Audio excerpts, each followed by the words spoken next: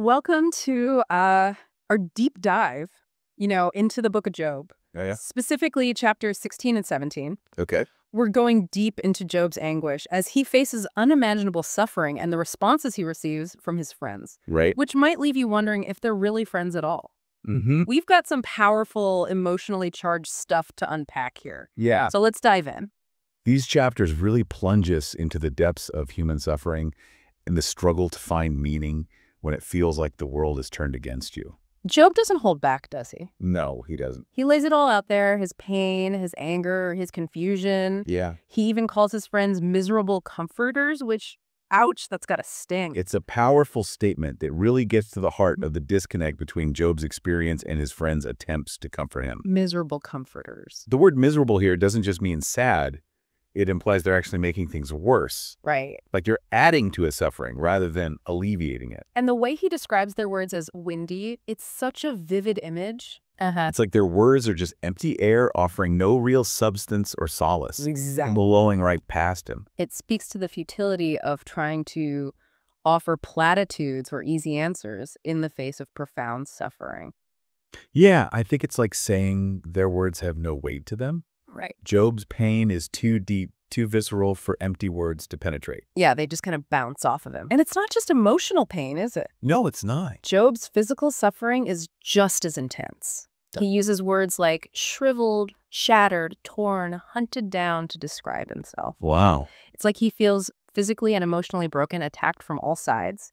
These words are so powerful because they reveal how Job feels dehumanized by his suffering. Dehumanized, that's a good word for it. He's not just in pain. He feels like he's being stripped of his identity, his dignity, his very humanity. And the fact that he feels like God is behind it all adds another layer of pain and confusion. Right. It's not just bad luck or random chance. He says God has handed him over to criminals and the wicked, like God himself has become his enemy. This is where Job's anguish takes on a theological dimension. So it goes beyond his personal experience and starts to question the bigger picture. He's not just questioning his circumstances, he's questioning the very nature of God.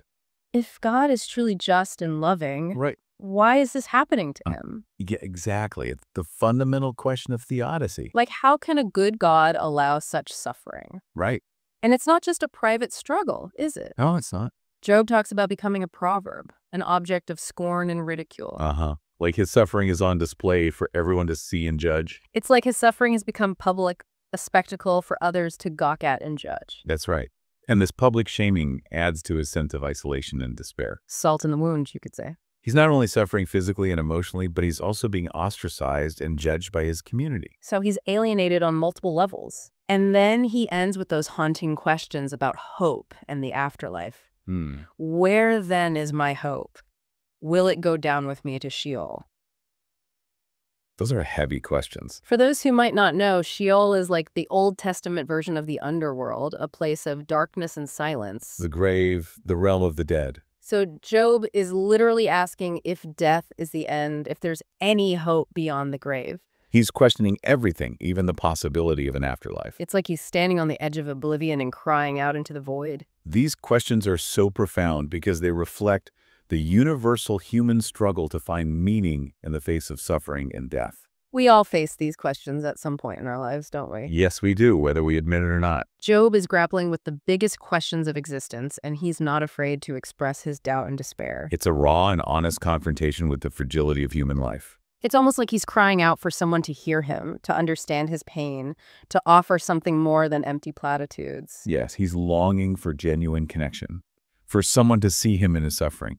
He even says he longs for someone to plead his case before God, an advocate who can bridge the gap between his suffering and God's justice. That's a fascinating insight. Like a go-between. Job's cry for an advocate reveals a deep human need for intercession, for someone to stand in the gap for us when we feel powerless and alone. It makes you wonder, what would a true advocate for Job look like? Someone who could truly understand his pain and speak on his behalf? That's a question that the rest of the book will explore as we hear from Job's friends, and ultimately from God himself. Right. But one thing is clear, Job is desperate for someone to see him, to hear him, to validate his experience. And that brings us to Bildad, one of Job's friends, who steps in to offer his own unique perspective. Oh boy. Let's just say Bildad's approach to comfort is, well, let's just say it's different. It's definitely a different approach. Bildad represents a more traditional, even rigid way of understanding suffering. Hmm. He's less concerned with empathy and more focused on correcting what he sees as Job's flawed perspective. Right? Like he's trying to put Job back on the right path. And he doesn't exactly mince words, does he? No, he does not. His opening remarks are pretty blunt. How long will you hunt for words? Show understanding and then we can talk. Ouch. It almost sounds like he's accusing Job of being irrational and ranting instead of thinking clearly. That's one way to interpret it. Let me get a grip, Job. Another way is to see it as Bildad's attempt to challenge Job to move beyond his emotional outburst and engage in a more reasoned discussion.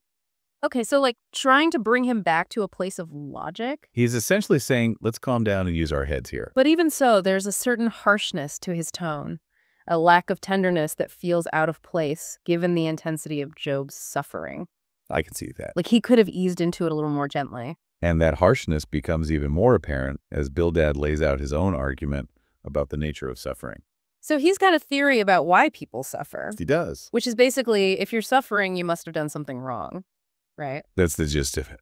Sin equals suffering. Bildad paints this very stark picture of the fate of the wicked, using vivid imagery of darkness, traps, and terror. So he's saying there are consequences for wrongdoing. Very specific and dire consequences. He describes them as being driven from their homes like moths, their children crushed before their eyes, their houses swept away by a flood. It's a pretty bleak and terrifying picture. Not exactly comforting imagery. And it seems like he's directly applying it to Job's situation. So he's basically saying that Job's suffering is evidence of his sinfulness. Right, he's brought this upon himself. Like this is what you get for sinning. And this reveals a fundamental difference in their worldviews. They're coming at it from totally different perspectives. Job is wrestling with the mystery of suffering, trying to make sense of it. while Bildad sees it as a simple equation: sin equals punishment. So there's no room for nuance for the possibility that bad things can happen to good people. Not in Bildad's view. Like maybe Job didn't do anything wrong. He seems to believe in a very straightforward cause and effect relationship between actions and consequences. And that's where I think we start to see the limitations of Bildad's approach. Right. He's so focused on fitting Job's experience into his own theological framework that he fails to truly see and hear Job's pain. Exactly. He's got blinders on. His response, while perhaps well-intentioned, is ultimately lacking in empathy and compassion. It's more about being right than being supportive. He's offering judgment instead of comfort, condemnation instead of consolation. It makes you wonder, what would it have looked like for Bildad to truly comfort Job? What would it have meant for him to set aside his own assumptions and simply listen to his friend's pain? That's a question we can all reflect on. Especially when we're trying to support someone who's going through a tough time. How often do we try to fix or explain suffering instead of simply being present with it? We want to offer solutions, but sometimes just listening is enough. How often do our own preconceived notions prevent us from truly seeing and hearing the pain of others? It's a powerful challenge, and it's something we'll continue to explore as we dive deeper into Job's story. I'm looking forward to it. This is where the book of Job really starts to get interesting. It definitely gets more intense from here. It forces us to confront uncomfortable questions about the nature of suffering, the role of God, and our own responses to pain and loss. Questions that are still relevant today. Absolutely. Let's take a break there. When we come back, we'll delve into chapters 18 and 19, where Job responds to Bildad's accusations, and another friend, Zophar, enters the fray. Oh, boy. Get ready for some serious philosophical fireworks. It's about to get even more heated. We'll be right back. Okay. Picking up where we left off, Job's response to Bildad in chapter 19 is so raw and powerful. He doesn't just defend himself, he accuses his friends of abandoning him in his time of need. He's really hitting back, isn't he? He is. It's like he's finally reached his breaking point. He compares them to a stream that dries up in the summer just when you need it most. Yeah, that's a powerful image. It's like he's saying, you were there for the good times, but now that I'm truly suffering, you've disappeared. It's a powerful image of betrayal and isolation. Job feels completely alone, surrounded by people who claim to care, but offer no real comfort. So they're failing the friendship test. Big time. And that feeling of betrayal extends beyond his friends, doesn't it? He even feels like God has turned against him. Absolutely. He describes God as striking him down, hunting him like prey. It's a stark contrast to the image of a loving and just God that Job once believed in. So now God is the enemy too. It's like his whole world has been turned upside down. So he's not just wrestling with his own pain, he's wrestling with a crisis of faith. Right, his suffering is causing him to question everything he thought he knew about God. If God is truly good, why is this happening? Why does it feel like God is the one inflicting the pain? It's the age-old question, isn't it? How do we reconcile the existence of suffering with the belief in a benevolent God? It's a question that theologians and philosophers have been grappling with for centuries. And there's no easy answer. Job doesn't offer any easy answers, but he doesn't shy away from the question either. He lays bare his anguish, his doubt, his anger. It's a raw and honest expression of the human struggle to make sense of suffering. It's the kind of honesty that can be uncomfortable to read because it forces us to confront our own doubts and fears. It's like holding a mirror up to our own souls. And yet, even in the midst of that struggle, there's a glimmer of hope. Oh, you're talking about that famous line, right? I know that my Redeemer lives and that in the end he will stand on the earth.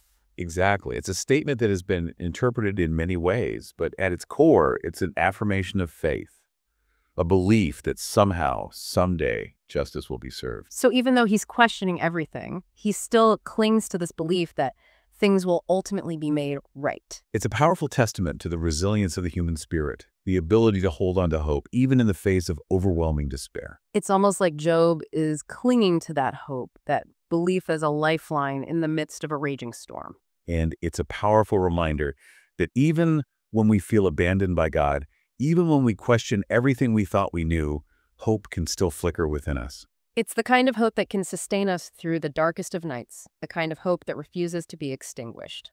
And speaking of darkness, let's move on to chapter 20, where we hear from another one of Job's friends, Zophar. His response to Job's suffering takes a slightly different approach than Bildad's. Another friend, another perspective. Exactly. Bildad focused on the immediate consequences of sin, the idea that Job's suffering was a direct result of his own wrongdoing. What's Zophar's angle? Zophar emphasizes the fleeting nature of the wicked's prosperity.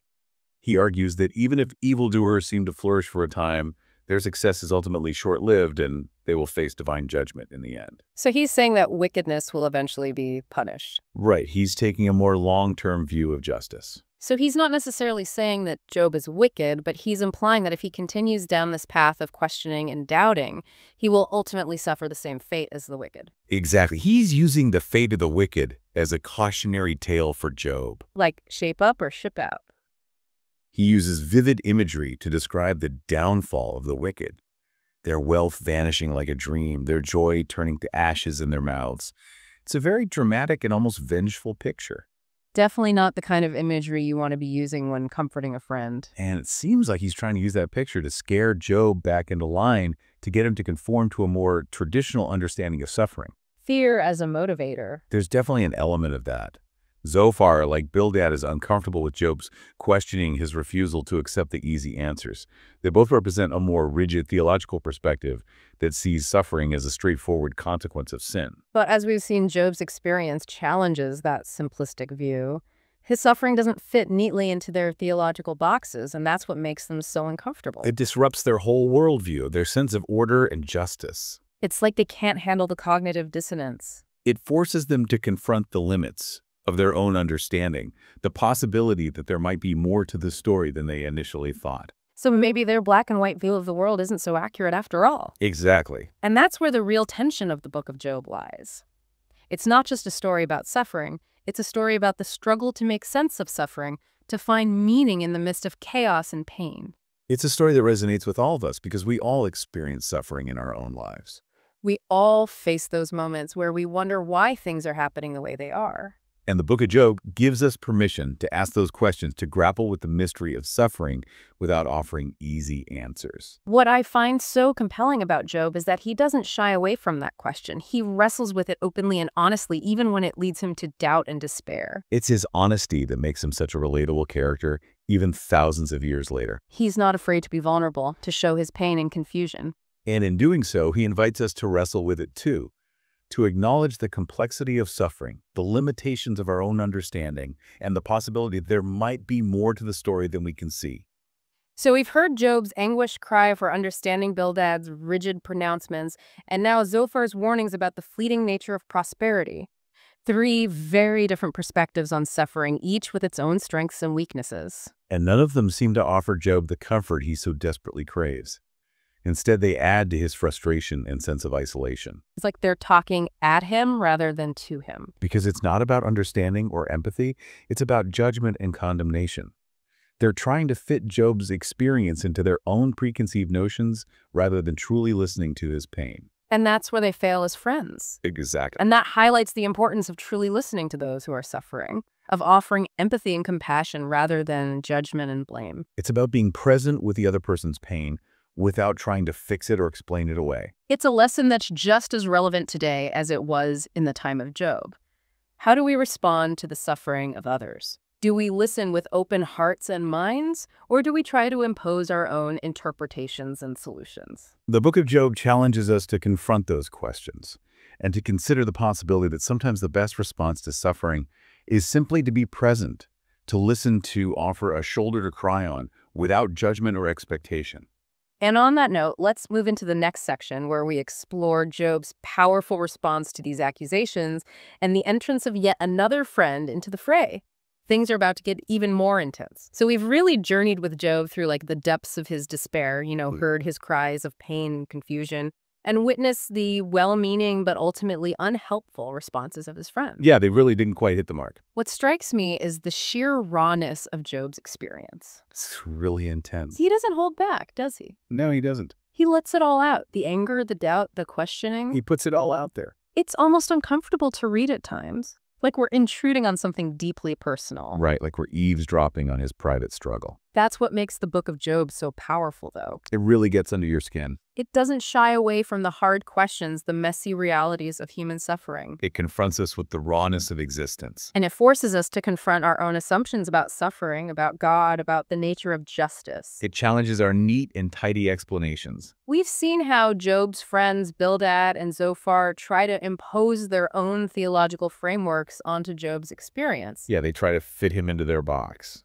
They see suffering as a direct consequence of sin, a simple equation of cause and effect. Sin equals suffering. But Job's story challenges that neat and tidy explanation. It throws a wrench in the works. He's a righteous man who's suffering immensely. Right, there's a disconnect there. And that throws a wrench into their whole system. Exactly, it disrupts their whole worldview. Job's experience forces them and us to grapple with the mystery of suffering. It raises those big questions. Why do bad things happen to good people? Yeah, if God is just, why do the righteous suffer? Is there a purpose to our pain?